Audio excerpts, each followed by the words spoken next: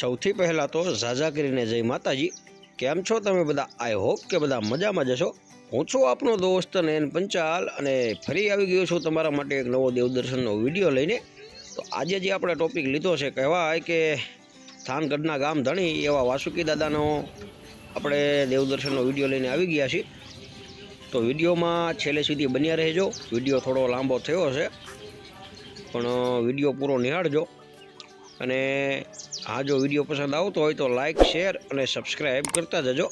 અને તમે આ મંદિરની વિઝિટ કરી છે કે નહીં તો તે કોમેન્ટ કરી જરૂરથી જણાવજો।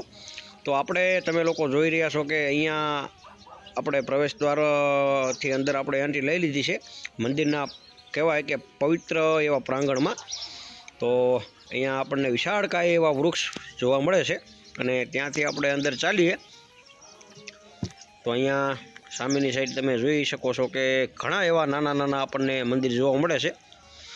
અને અહીંયા આગળ હું તમને થોડું બતાવીશ કે અહીંયા આગળ આપણને એક મહાદેવની શિવલિંગ જોવા મળે છે, જે આપણે કહી શકીએ કે આપણને વિકરાળ સ્વરૂપમાં આપણને જોવા મળે છે। અને એવું કહેવામાં આવે છે કે આ મહાદેવને દરરોજ આપણે તમે માનો કે આજે આવ્યા કાલે આવ્યા તો તમને દરરોજ નોખા નોખા સ્વરૂપમાં જોવા મળશે। તો હવે ત્યાંથી આપણે આગળ ચાલીએ।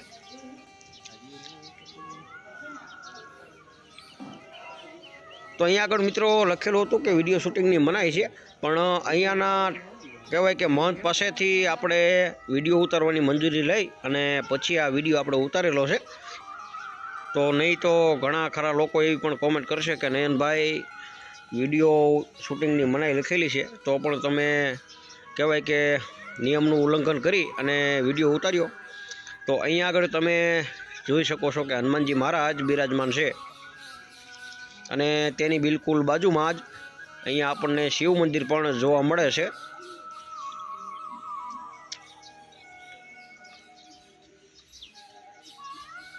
તમે અમારો વિડીયો કયા ગામ કે શહેરથી નિહાળી રહ્યા છો તો કોમેન્ટ કરી જરૂરથી જણાવજો, જેથી કરી અમને પણ ખબર પડે કે અમારા દર્શક મિત્રો અમારો વિડીયો કયા ગામ કે શહેરથી નિહાળી રહ્યા છે। અને આ છે બિલ્લા।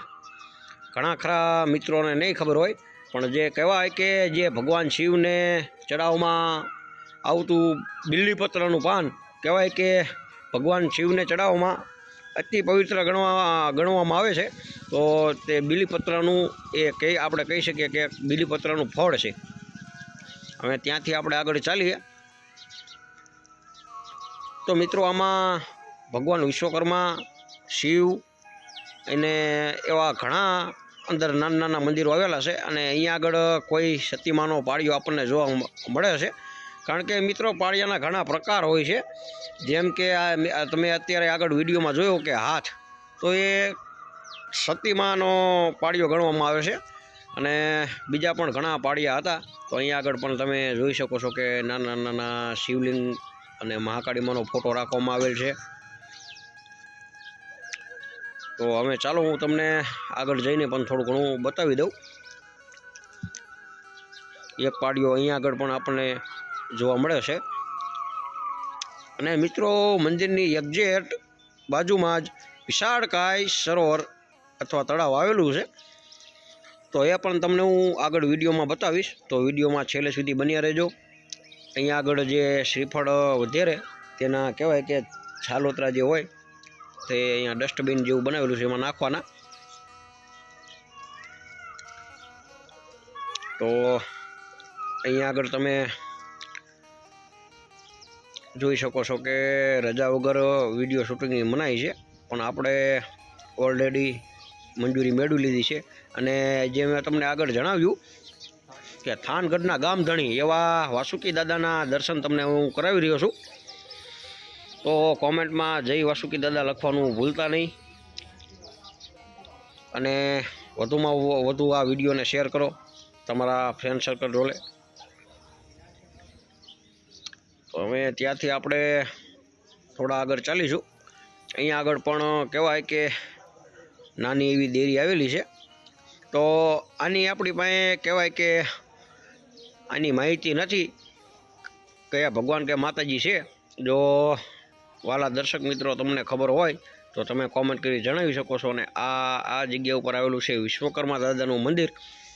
કહેવાય કે જેને વિશ્વનું સર્જન કર્યું, તો આ વિશ્વકર્મા દાદાનું મંદિર છે, તેના દર્શન કરી અને આપણે ત્યાંથી જઈશું બાજુમાં. તો અહીંયા આગળ તમે જોઈ શકો છો કે રાઠોડ ધાંધલના કુળદેવી નાગણીકી માતાજીનું મંદિર અહીંયા આગળ આપણને જોવા મળે છે. તો કેટલા લોકો રાઠોડ પરિવારથી બિલોંગ કરે છે અને મારો વિડીયો નિહાળી રહ્યા છે, કોમેન્ટ કરી જરૂરથી જણાવજો. તો અહીંયા નાગણીચી માતાજીના પણ તમને દર્શન કરાવી લઈ અને પછી ત્યાંથી આપણે થોડા આગળ વધીશું. તો અહીંયા આગળ જે શિવ મંદિર આવેલું છે તેની બિલકુલ પાછળ વિશાળકાય આપણને રાયણનું વૃક્ષ જોવા મળે છે, જે તમે વિડીયોમાં નિહાળી શકો છો કે વૃક્ષ ઘણું બધું વિશાળકાય. આપણે એના ઉપર અંદાજો લગાડી શકીએ કે વૃક્ષ ઘણા વર્ષો જૂનું હોઈ શકે.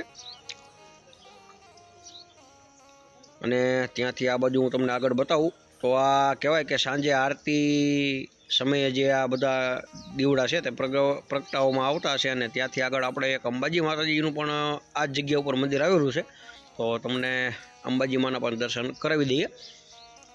તો મિત્રો, આ એક જગ્યાએ તમે આવો તો તમને ઘણા બધા માતાજી અને ભગવાનના દર્શન થઈ જશે. તો અમે ચાલો આગળ ચાલીએ.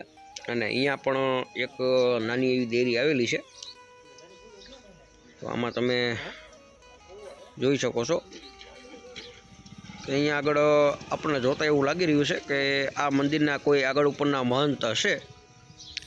અને આ જે જગ્યા હું તમને દેખાડી રહ્યો છું તે મંદિરની એક્ઝેક્ટ બાજુમાં જ એક વાવ આવેલી છે, જે પણ અતિ પ્રાચીન છે. તો ચાલો હું તમને એ વાવના પણ આગળ વિડીયોમાં દર્શન કરાવીશ. તો અહીંયા આગળ તમે મિત્રો આપણે થાનગઢ કહેવાય કે થાનગઢના ધણી એવા વાસુકી દાદાના મંદિરે દર્શને લઈને આવી ગયા છે. જો વિડીયો પસંદ આવે તો લાઈક, શેર અને સબસ્ક્રાઈબ કરવાનું ભૂલતા નહીં. ચાલો હું તમને આખા મંદિરના દર્શન કરું. અહીંયા આગળ તમે મારી પાછળ જોઈ રહ્યા છો કે આ છે દાદાનું મંદિર, અને ફરતા વૃક્ષો પણ એટલા આવેલા છે જે તમે વિડીયોમાં નિહાળી શકો છો.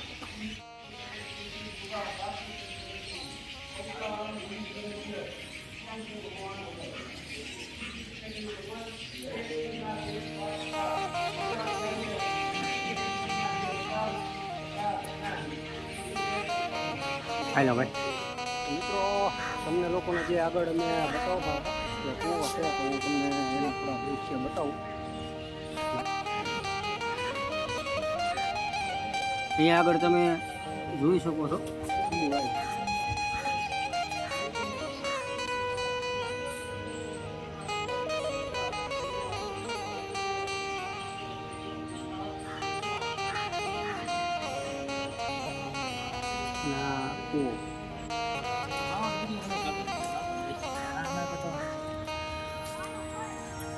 કામ આવવાનું કેમ ન ઉતર્યું હતું?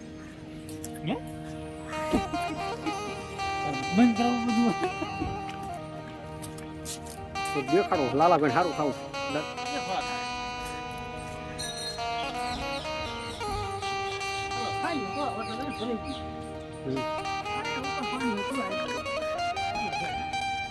બરોબર.